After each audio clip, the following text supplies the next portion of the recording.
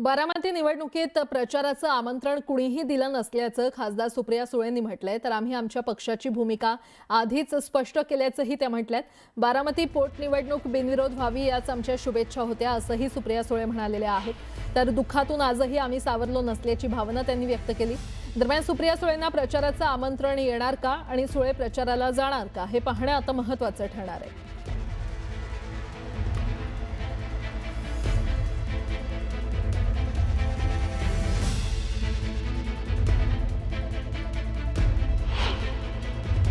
एकतर आम्हाला कुठलंही आमंत्रण आलेलं नाही, त्याच्यामुळे पुढच्या प्रश्नाची काही उत्तराचाच विषय येत नाही।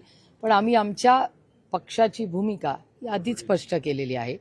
आम्ही बिनविरोध व्हावं ह्याच्यासाठी आमच्या शुभेच्छा होत्या। राष्ट्रवादी काँग्रेस पक्ष शरदचंद्र पवार यांनी पहिल्याच दिवशीच भूमिका घेतली होती। हे एक बाय इलेक्शन आहे।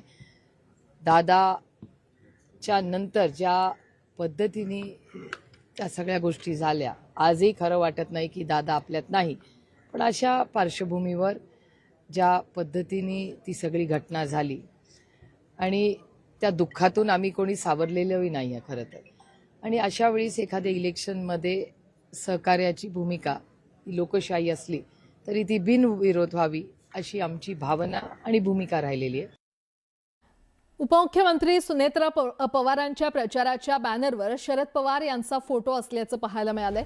बारामती विधानसभा पोटनिवडणुकीसाठी तयार करण्यात आलेल्या प्रचाराच्या पोस्टरवर शरद पवारांचा फोटो छापण्यात आलाय। सध्या सुप्रीम कोर्टात आणि निवडणूक आयोगात राष्ट्रवादी काँग्रेस पक्षाचे पक्ष आणि चिन्हाची लढाई सुरू आहे। या लढाईत पक्ष फुटीनंतर अजित पवारांची राष्ट्रवादी शरद पवारांचा फोटो वापरून निवडणुकीत मतं मागू शकतात आणि लोकांमध्ये संभ्रम निर्माण करू शकतात अशी निवडणूक आयोगात शरद पवारांच्या राष्ट्रवादीनं तक्रार केली होती। शरद पवार गटाच्या तक्रारीनंतर अजित पवारांच्या राष्ट्रवादीकडून यशवंतराव चव्हाणांचा फोटो वापरण्यास सुरुवात झाली होती।